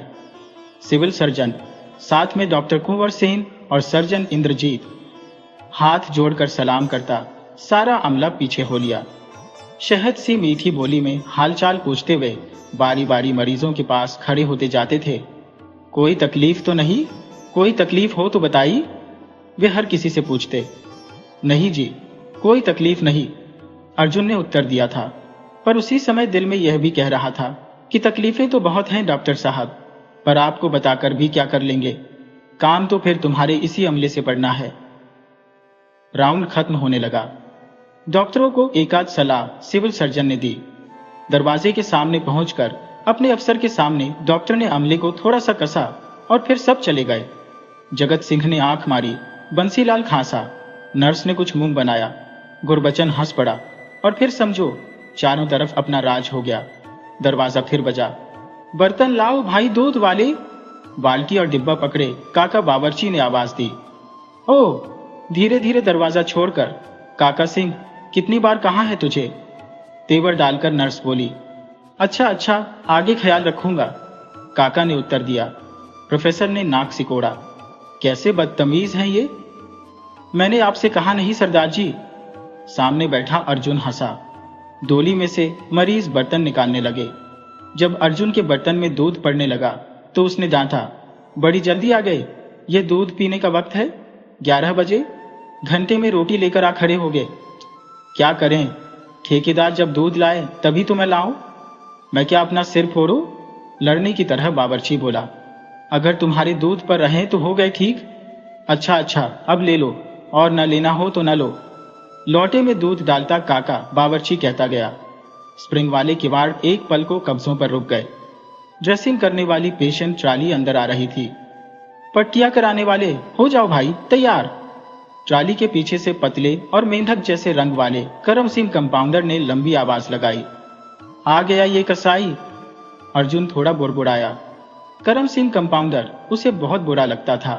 वह इतना बेरहम था कि सीधे सुआ हड्डी में घुसेर देता। पट्टी करता चुभा चुभा कर।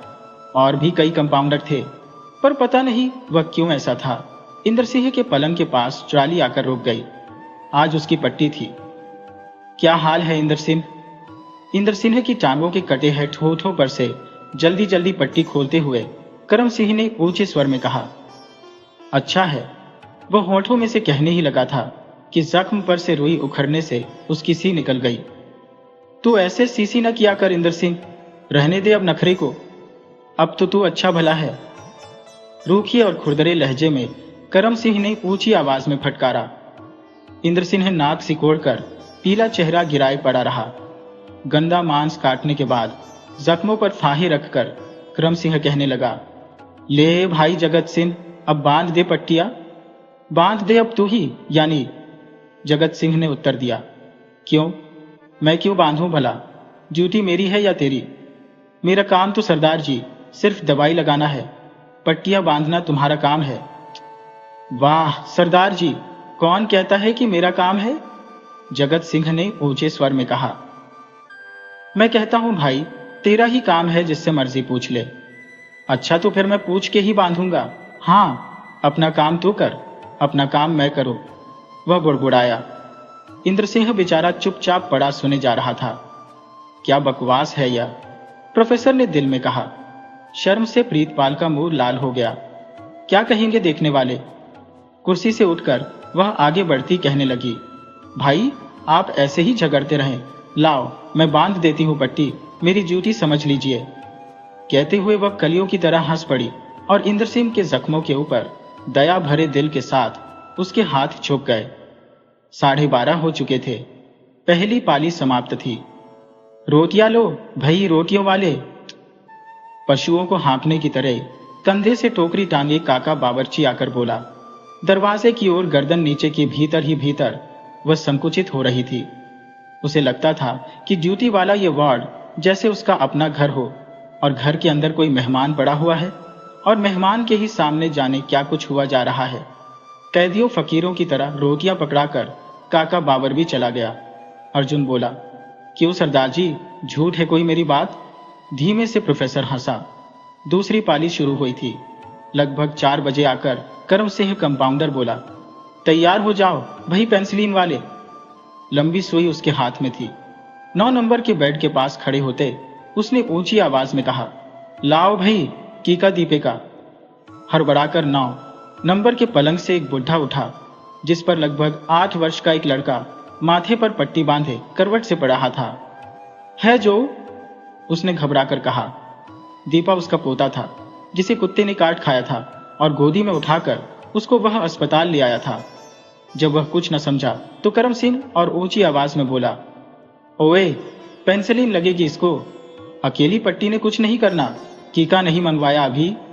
अच्छी भली पर्ची दी है, लेकर आओ बाजार से अभी, जो जल्दी आराम चाहते हो और इसे जगा दो। कहते हुए वह आगे बढ़ गया।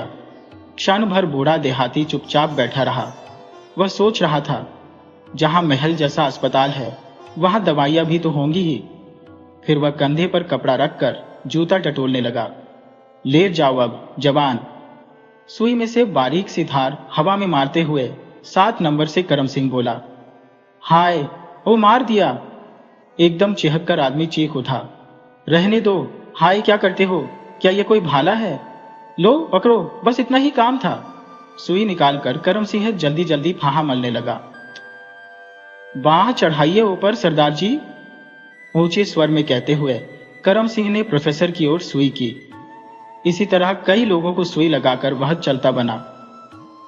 पता नहीं ये लोग हमें बहरा क्यों समझते हैं, जो भी बोलता है ऊंचे स्वर में ही बोलता है, धीरे से प्रोफेसर ने कहा।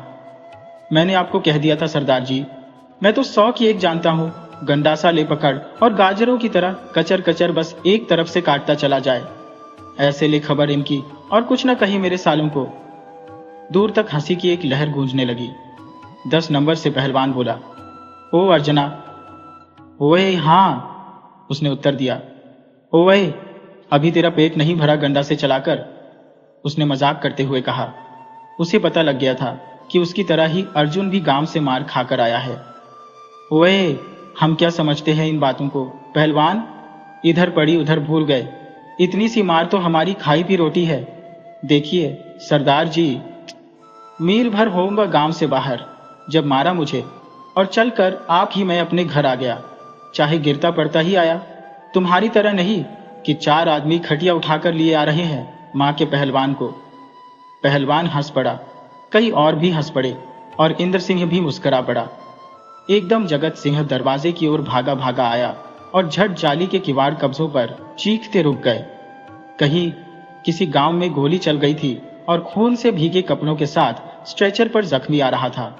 सारा अमला, डॉक्टर और पुलिस वाले साथ थे। पल भर के लिए सारे वार्ड में सन्नाटा छा गया। केस गंभीर था। 3 नंबर के बेड पर नया मरीज डाला गया। ये बेड आज ही खाली हुआ था। डॉक्टर के पांव छूकर उसका एक संबंधी गिड़गिड़ाते हुए बोला, डॉक्टर जी बिल्कुल बेफिक्र रहो, मैं जिम्मेदार हूं, अब इसे बच गया समझो। छर्रे निकल गए हैं, जख्म सी दिए हैं, ऐसे ही क्लोरोफार्म की बेहोशी है, फिक्र की कोई बात नहीं। हाँ समझे? चुप्पी अभी तक वैसी ही थी। अच्छा भाई अब सारे हटो, कोई इसे न बुलाए। कंधे हिलाकर डॉक्टर ने संबंधियों से कहा और आप भी वहां से चला गया।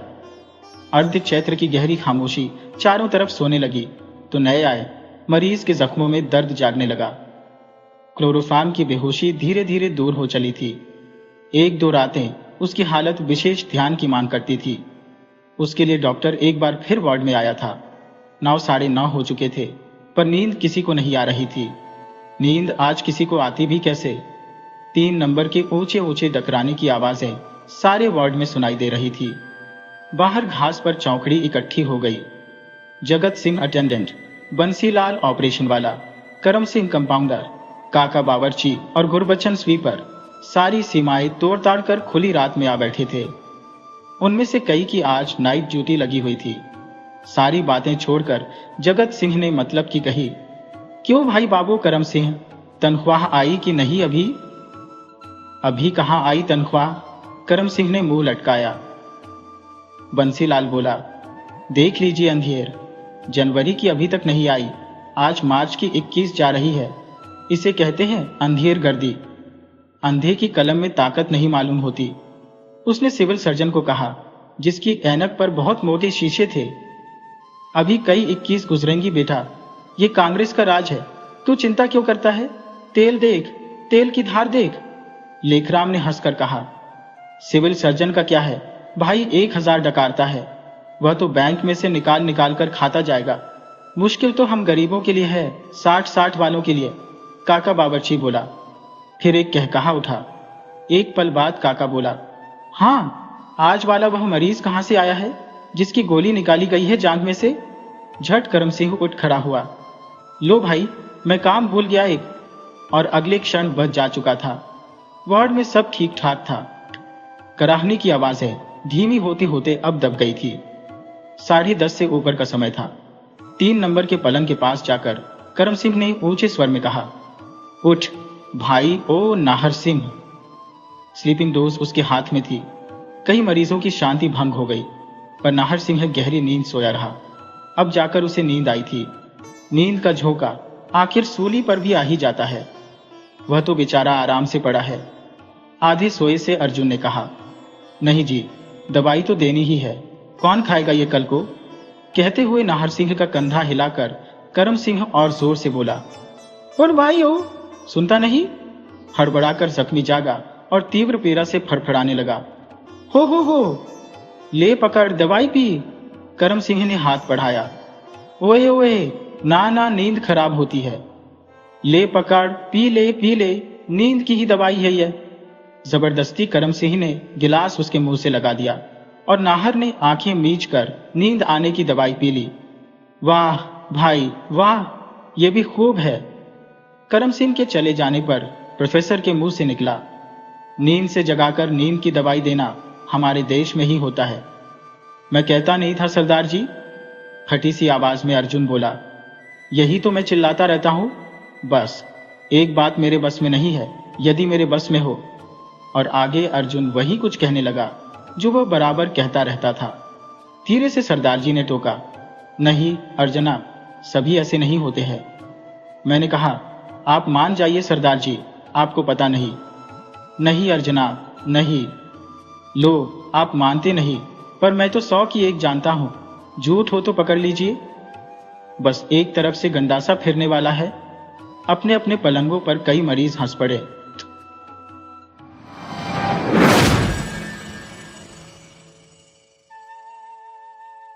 एक छोटे से गांव में एक दर्जी रहता था। उसने अपने बेटे को भी दर्जी का काम सिखा दिया ताकि वह गांव में रहकर अपनी रोजी रोटी कमा सके। एक दिन सुबह सुबह दर्जी का लड़का अपनी दुकान में काम कर रहा था। तभी वहां एक मुरब्बा बेचने वाली आई और सड़क पर जोर जोर से आवाज लगाने लगी, मुरब्बा ले लो, बढ़िया ताजा मुरब्बा ले लो। दर्जी के लड़के ने जब वह आवाज सुनी तो याद आया कि उसने तो अभी तक सुबह का नाश्ता ही नहीं किया। जरूरी काम खत्म करने की वजह से उसे सुबह सुबह दुकान पर आना पड़ा था। उसे अपने थैले में रखी डबल रोटी की याद आई जो वह घर से चलते समय साथ लेकर आया था। उसने सोचा कि अब वह अपना नाश्ता ताजा और बढ़िया आंवले के मुरब्बे के साथ ही करेगा। मुरब्बा खाकर उसमें ताकत भी आएगी। इतना सोचकर उसने मुरब्बा बेचने वाली औरत को बुलाया। मुरब्बा बेचने वाली ने सोचा कि दर्जी का लड़का सुबह खूब सारा मुरब्बा खरीद लेगा, पर लड़के ने जब केवल 250 ग्राम मुरब्बा तौलने के लिए कहा तो उसे बहुत गुस्सा आया। मुरब्बा देकर और पैसे लेकर वह बड़बड़ाती हुई वहां से चल दी। दर्जी के लड़के ने मुरब्बा का एक आंवला निकालकर खा लिया और उसकी चाशनी डबल रोटी में लगा दी। खाने का सामान एक प्लेट में रखकर वह अपने काम में जुट गया। जब उसे अपने खाने का ध्यान आया तो उसने देखा कि उसकी सारी प्लेट पर ढेर सारी मक्खियां बैठी हैं। उसने मक्खियों को हाथ से उड़ाया, पर मक्खियां जरा सा उड़ी और फिर प्लेट पर धावा बोल देती। यह सब देखकर लड़के को बहुत गुस्सा आया। उसने अपने हाथ में लिए हुए सिलाई करने वाले कपड़े को अपनी प्लेट पर दे मारा। कुछ मक्खियां उड़ गई और कुछ उसके कपड़े की चोट से मर भी गई। दर्जी के लड़के ने जब मरी मक्खियों को गिना तो वे पूरी 7 मक्खियां थी। वह अपनी बहादुरी पर बहुत खुश हुआ। उसने सोचा कि वह कितना बहादुर है। उसने एक ही बार में 7 को मार डाला। उसे अपनी बहादुरी का काम अपने गांव वालों को ही नहीं बल्कि पूरे संसार को बताना चाहिए। ऐसा सोचकर उसने झट से कपड़े की 2 पट्टियां बनाई और उन पर लिखा, एक ही बार में 7। एक पट्टी उसने अपने गले में डाल ली और दूसरे को अपने पेट पर बांध लिया तथा सिलाई का अपना काम छोड़कर अपनी दुकान में रखा। पनीर का टुकड़ा लिया और छोटी चिड़िया जो पिंजरे में थी अपने हाथ में उठाई और दुकान बंद करके वह अपनी बहादुरी दिखाने के लिए अपने गांव से निकल पड़ा। वह अपनी बहादुरी पर इतना खुश था कि बहुत दूर तक पैदल चलने पर भी बिल्कुल नहीं थका। जंगल और खेत पार करने के बाद वह एक पहाड़ी से गुजर रहा था। वहीं पर उसे एक बहुत बड़े शरीर वाला आदमी बैठा हुआ दिखाई दिया। वह दर्जी तेजी से चलकर उस आदमी के पास पहुंचा और उसे अपनी कमर में बंधी तथा गले में लटकी पट्टी दिखाकर बोला, तो यह पट्टी पढ़ सकता है तो तुझे पता लग जाएगा कि मैं कौन हूं। वह आदमी उस नगर का पहलवान था। जब उसने पढ़ा कि एक ही बार में 7, तो उसने सोचा कि उसने जरूर एक ही बार में 7 आदमी मार दिए होंगे, पर उसके शरीर को देखकर पहलवान को लड़के की बात पर विश्वास नहीं हुआ। पहलवान ने एक पत्थर उठाया और उसके 2 टुकड़े कर दिए। फिर उस लड़के के हाथ में एक पत्थर देकर उसके 2 टुकड़े करने के लिए कहा। लड़के ने बड़ी चतुराई से वह पत्थर अपनी जेब में रख लिया और चुपके से पनीर निकालकर उसके 2 टुकड़े कर दिए। अपने पत्थर का रंग बदला हुआ देखकर और उसके 2 टुकड़े देखकर पहलवान के दिल में उस लड़के के लिए थोड़ी इज्जत पैदा हो गई। पर अब वह एक बार फिर उस लड़के की बहादुरी को परखना चाहता था। उसने एक बड़ा सा पत्थर उठाया और बोला, देखना मैं इस पत्थर को कितना ऊंचा फेंकता हूं। फिर मेरे बाद तुम भी एक पत्थर ऊपर की ओर फेंकना। फिर देखते हैं कि किसका पत्थर ज्यादा ऊपर जाता है। जिसका पत्थर ज्यादा ऊंचा जाएगा वही बहादुर माना जाएगा। इतना कहकर उस पहलवान ने एक बड़ा सा पत्थर ऊपर की ओर फेंका। पत्थर काफी ऊंचा गया पर फिर जमीन पर आ गिरा। दर्जी बोला, तुम देखना मेरा पत्थर कभी वापस नीचे नहीं आएगा। और इतना कहकर उसने अपनी जेब से वह चिड़िया निकाली जो वह अपनी दुकान से लाया था और ऊपर हवा में उड़ा दी। चिड़िया फुर्र से हवा में उड़कर गायब हो गई। पहलवान ने देखा कि उसका पत्थर तो सचमुच गायब हो गया। जरूर इस दर्जी के हाथ में जादू है। यह सच ही कह रहा है कि इसने एक बार में 7 को मार दिया। इससे लड़कर वह क्यों अपनी हड्डी पसली तुड़वाए। पहलवान ने उस लड़के को बहादुर मान लिया और बिना लड़े वहां से उठकर चला गया। अब तो दर्जी को और भी अभिमान हो गया कि वह बहादुर ही नहीं बल्कि चतुर भी है। उसने अपनी चतुराई से इतने बड़े पहलवान को भगा दिया। अब वह अपना भाग्य आजमाने के लिए आगे चल पड़ा और चलते चलते एक राजा के महल के सामने पहुंच गया। उस महल के आगे एक बहुत सुंदर बाग था। उसकी हरी हरी घास पर वह लेट गया। थोड़ी ही देर में उसे गहरी नींद आ गई। जब राजा के सेवक वहां से गुजरे तो एक अजनबी को सोता देखकर उसके पास पहुंचे और उसके गले तथा पेट पर बंधी हुई पट्टी पढ़कर बहुत हैरान हुए। सोचने लगे, इतने बहादुर आदमी को तो राजा को अपने राज्य की सुरक्षा के लिए रख लेना चाहिए। ऐसा आदमी आसानी से कहां मिलता है। कुछ सेवक दौड़कर राजा के दरबार में पहुंचे और उस लड़के के बारे में बताया।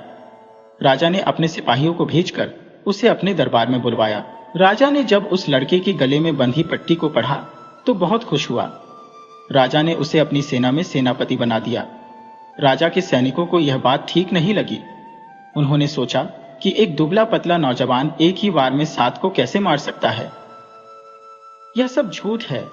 सेना का पहले वाला सेनापति इस निर्णय से बहुत ही नाराज था, पर उस नए सेनापति से झगड़ा मोड़ लेने के लिए वह तैयार नहीं था कि अकेला ही 7 को मार सकता है, तो वह अकेले आदमी को यूं ही मसल कर रख देगा।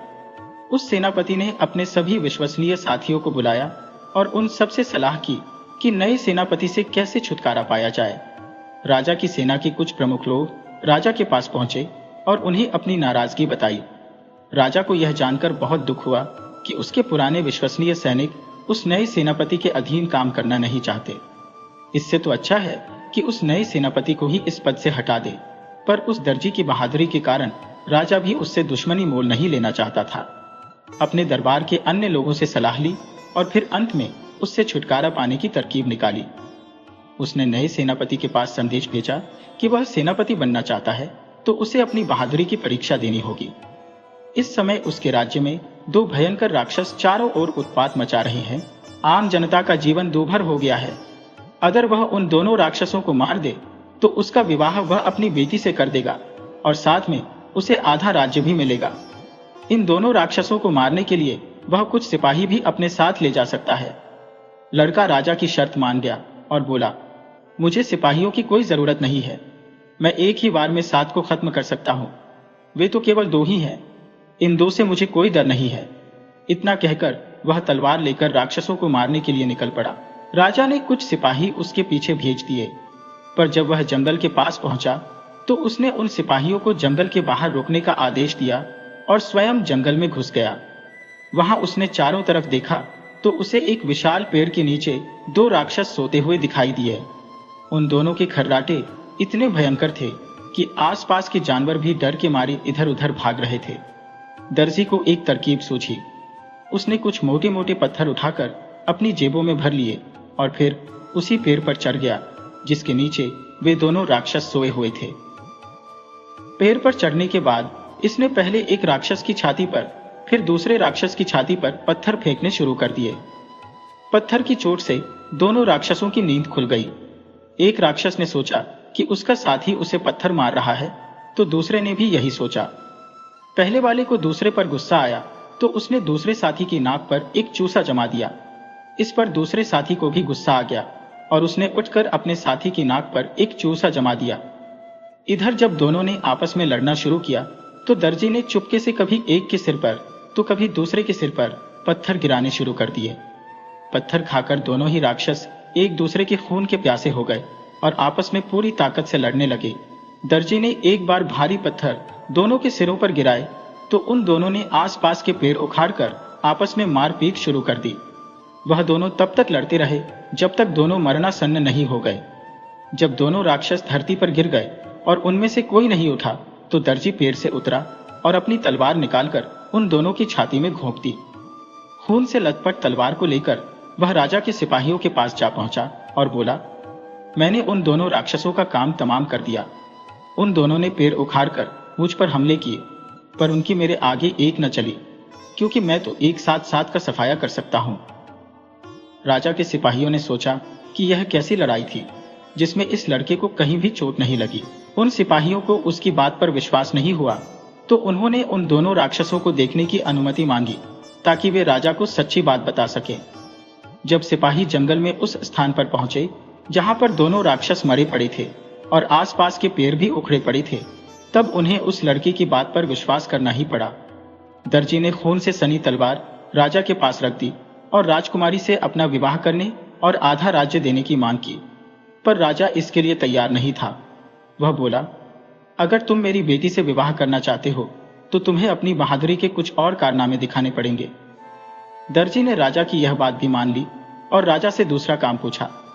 राजा बोला, इस राज्य के पूरब के जंगल में एक जंगली भैंसा कहीं से घुस गया है जिसने कई आदमियों को अपने सींगों से घायल कर दिया और सब खेती नष्ट कर दी। अगर तुम उसको मार डालो तो मैं अपनी बेटी से तुम्हारा विवाह करने की सोचूंगा। दर्जी इस काम के लिए भी झट से तैयार हो गया क्योंकि उसे अपनी चतुराई पर पूरा भरोसा था। एक बहुत मोटी रस्सी और एक कुल्हाड़ी लेकर जंगल की ओर चल पड़ा। जंगल में उसे दूर से एक भयंकर भैंसा अपनी ओर आता हुआ दिखाई दिया। वह वहीं एक बड़े से पेड़ के सामने खड़ा हो गया।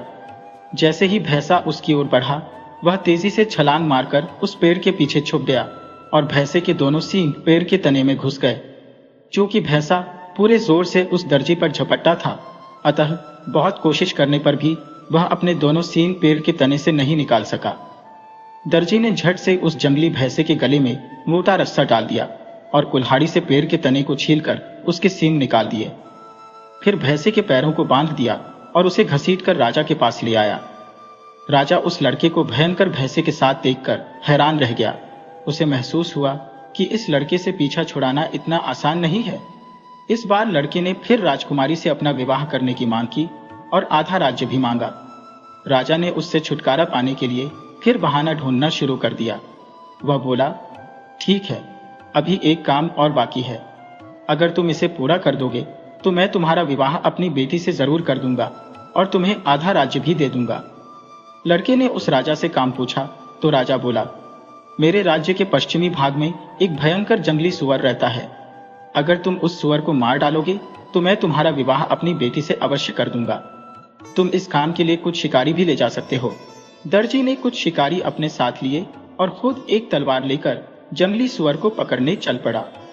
जंगल में घुसने से पहले उसने उन शिकारियों को जंगल के बाहर उसकी प्रतीक्षा करने के लिए कहा और खुद अपनी तलवार लेकर जंगल के अंदर चला गया। वह धीरे धीरे सावधानी के साथ जंगल की ओर बढ़ने लगा, पर एक छोटे से चर्च के पास आकर रुक गया, क्योंकि कहीं से उसे जंगली सुअर की भयंकर आवाजें सुनाई दे रही थी। अगले ही पल सुअर तेजी से उसी चर्च की ओर आता हुआ दिखाई पड़ा। उसे देखकर वह जोर से चीखा और फिर छी छी करता हुआ उसकी ओर लपका। वह झट से पास वाले चर्च में घुस गया और वहां से फिर चर्च की ऊंची खिड़की से बाहर कूद गया। उसका पीछा करते करते जंगली सुअर भी चर्च में घुस गया, पर वहां उसे दर्जी नहीं मिला। दर्जी ने फौरन दौड़कर चर्च का फाटक बंद कर दिया। इधर चर्च की खिड़की काफी ऊंचाई पर थी। जंगली सुअर उस खिड़की तक नहीं पहुंच सका और चर्च के अंदर ही भाग दौड़ करता रहा। दर्जी ने जंगल के बाहर खड़े हुए शिकारियों को जोरों से आवाज देकर अपने पास बुलाया, ताकि वे सब भी उसकी बुद्धिमानी देख लें। राजा के पास जाकर उन सब शिकारियों ने भी दर्जी की बहादुरी और बुद्धिमानी की खूब प्रशंसा की। अब तो राजा को हारकर उस लड़के से अपनी बेटी की शादी करनी पड़ी और साथ में उसे आधा राज्य भी देना पड़ा। राजा और उसकी बेटी दोनों ही इस विवाह से खुश नहीं थे, पर क्या करते। शादी के कुछ दिनों बाद राजकुमारी अपने पति के बराबर में सो रही थी। तभी उसने अपने पति को सपने में बड़बड़ाते हुए सुना, लड़के, जल्दी जल्दी कपड़े तैयार कर, अगर ठीक समय पर काम खत्म नहीं किया तो तुझे थप्पड़ दूंगा। राजकुमारी ने अपने पति के स्वप्न में बड़बड़ाने की बात अपने पिता को बताई तो राजा को यह जानकर बहुत दुख हुआ कि उसका दामाद एक दर्जी है। वह तो उस लड़के से हर कीमत पर छुटकारा पाना चाहता था। उसने अपनी बेटी को सांत्वना दी और कहा, कल रात को तुम अपने सोने का कमरा खुला रखना। आधी रात में मेरे सिपाही उस दर्जी को उठाकर ले जाएंगे और उसके हाथ पैर बंधवाकर हम उसे एक नाव में डालकर छोड़ देंगे। वह खुद ही मर खप जाएगा। पर दर्जी के विश्वसनीय सेवक ने पिता पुत्री की बातें सुन ली और जाकर अपने मालिक को बता दी। दर्जी ने उसे धन्यवाद दिया और दोनों बाप बेटी को सबक सिखाने की सोची। अगली रात को वह सोने का बहाना बनाकर चादर ओढ़कर सो गया और फिर जानबूझकर पहली रात की बातें दोहरानी शुरू कर दी। ओ लड़के, जल्दी जल्दी हाथ चला, आज यह सारा सिलाई का काम खत्म कर, नहीं तो तुझे 2 झापड़ दूंगा। मैंने 7 को एक ही बार में खत्म कर दिया। 2 राक्षसों को सदा के लिए सुला दिया। जंगली भैंसा और जंगली सुअर को जिंदा पकड़ लिया। मुझसे वे सारे सिपाही भी डरते हैं जो मेरे कमरे के बाहर खड़े हैं ना। जब राजा के सिपाहियों ने दर्जी की बातें सुनी तो वे भी डर गए कि यह तो सोते सोते ही सब बातें जान लेता है। वे सब डर के मारे वहां से भाग खड़े हुए, जैसे कोई जंगली सुअर उनके पीछे भाग रहा हो। दर्जी से छुटकारा पाने में राजा को कोई सफलता नहीं मिली और वह अपनी बुद्धिमानी से राजा बनकर सुख की जिंदगी बिताता रहा।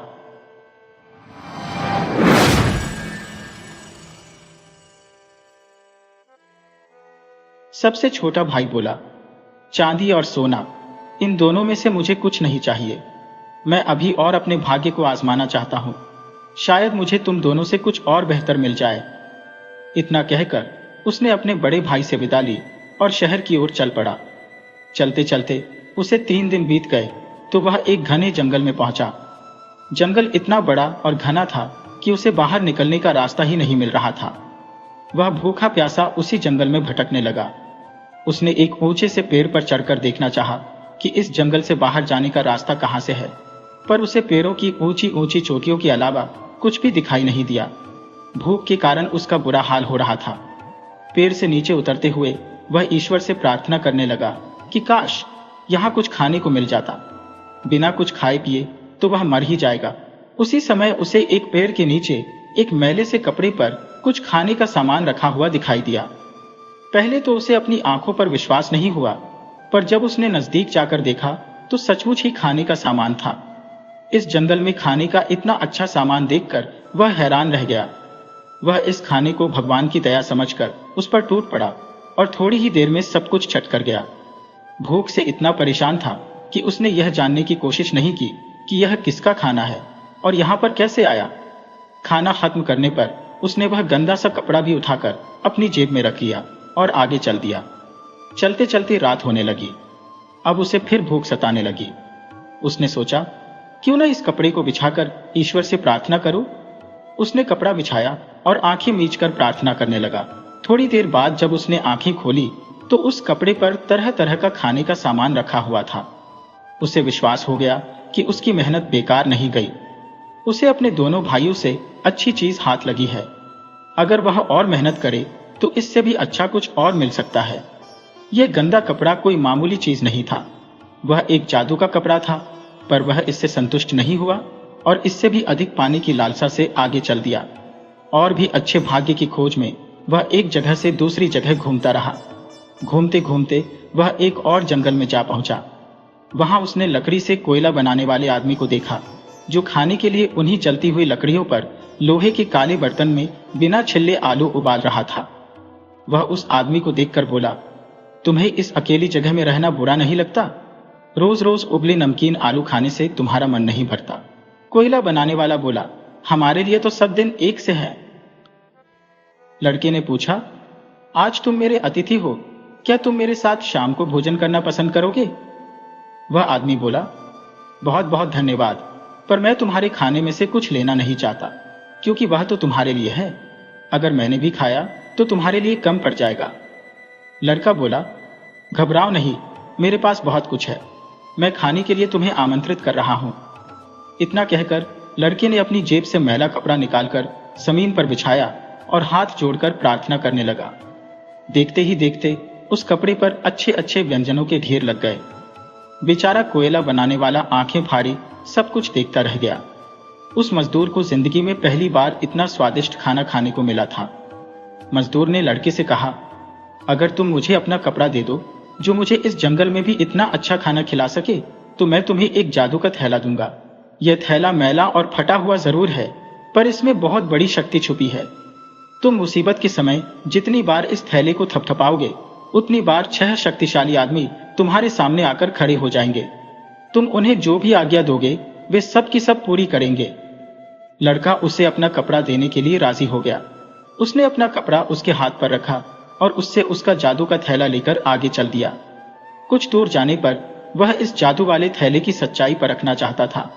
उसने थैले को थपथपाया तो उसके सामने 6 सिपाही आकर खड़े हो गए और उससे पूछने लगे, हमें क्या आज्ञा है मालिक? वह लड़का बोला, उस कोयला बनाने वाले मजदूर से मेरा जादू का कपड़ा वापस लाओ। इतना सुनते ही वह 6 सिपाही उसका जादू का कपड़ा वापस लेकर आ गए।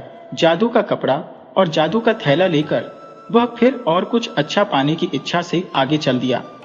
उसे पूरा विश्वास था कि अपनी मेहनत और बुद्धि से वह इससे भी बेहतर पा सकता है। सूरज डूबने से पहले वह एक दूसरे कोयला बनाने वाले के पास पहुंचा। वह मजदूर भी जलती हुई लकड़ियों पर लोहे के बर्तन में कुछ आलू अपने रात के भोजन के लिए उबाल रहा था। उसके पास पहुंचकर लड़के ने पूछा, क्या तुम मेरे साथ भोजन करोगे? लड़के के पास खाने का कुछ भी सामान न देखकर मजदूर ने पूछा, तुम मुझे कहां से खिलाओगे? तुम्हारे पास तो कुछ भी नहीं है।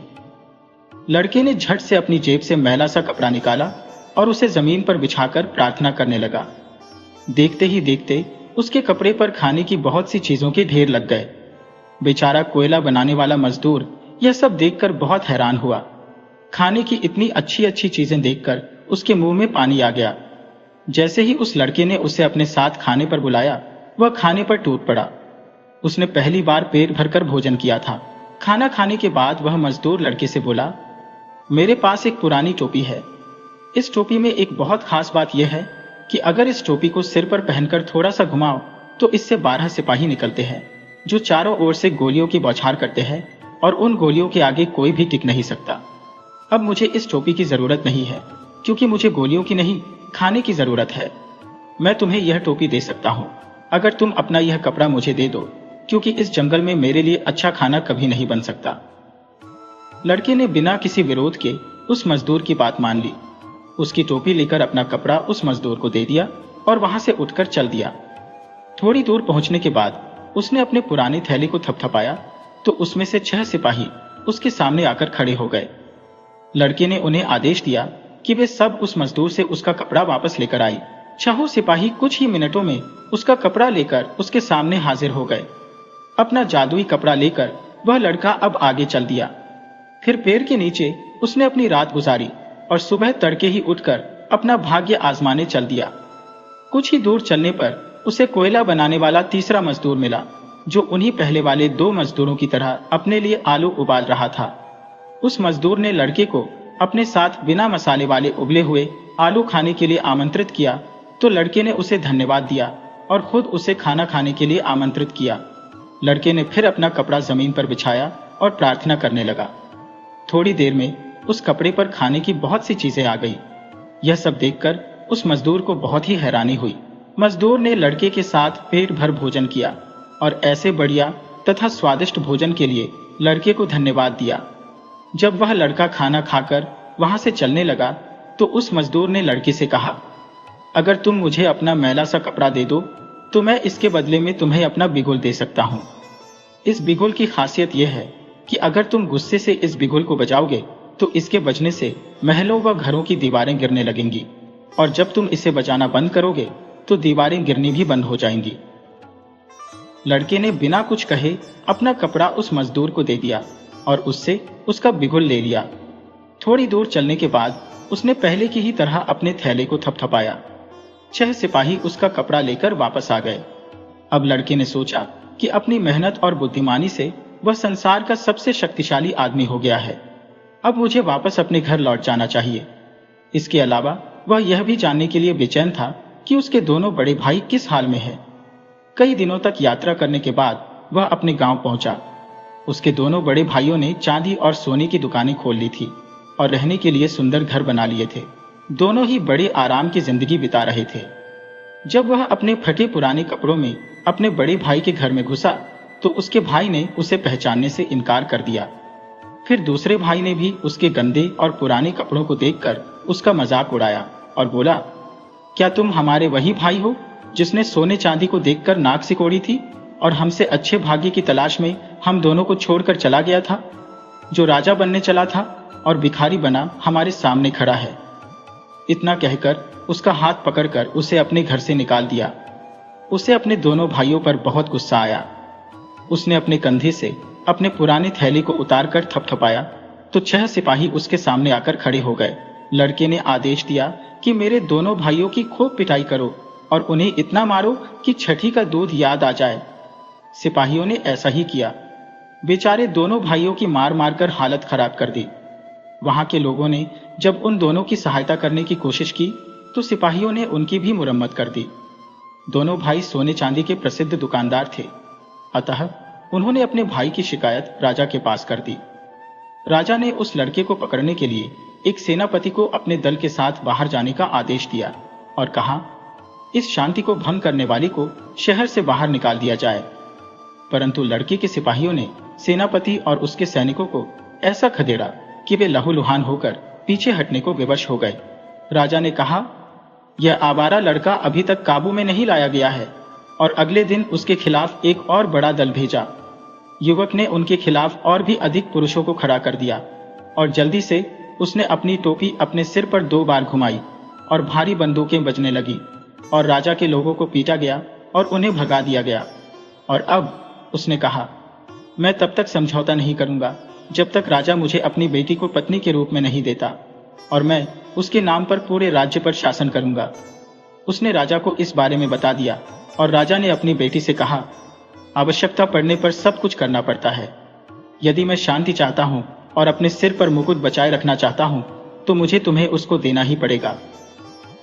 शादी का जश्न मनाया गया, लेकिन राजा की बेटी इस बात से नाराज थी कि उसका पति एक आम आदमी है जिसने एक जर्जर टोपी पहनी राखी है और एक पुराना थैला रख रखा है।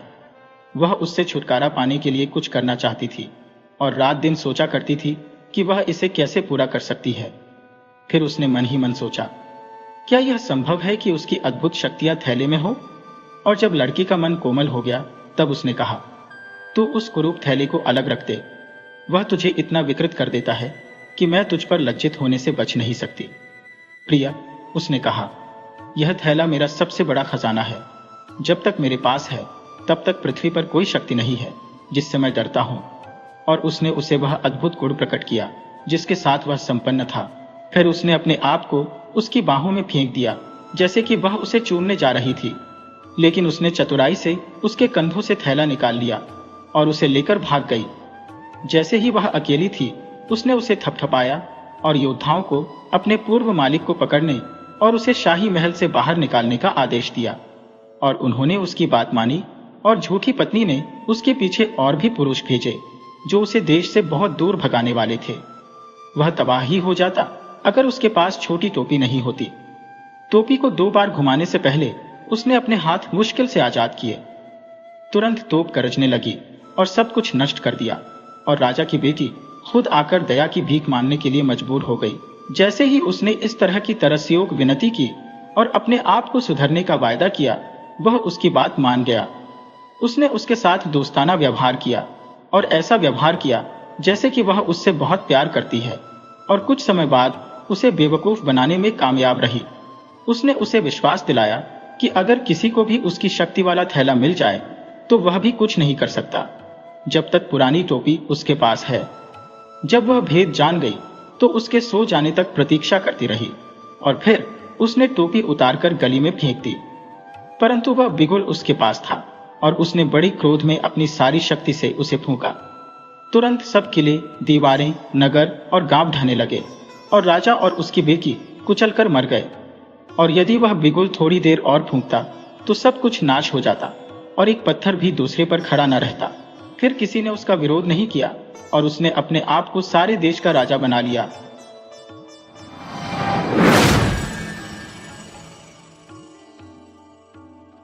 वीडियो अच्छी लगे हो तो इसे लाइक करें और ऐसी ही मज़ेदार कहानियों के लिए चैनल को सब्सक्राइब करें और बेल आइकन दबाएं। ज़्यादा से ज़्यादा अपने दोस्तों को शेयर करें। धन्यवाद।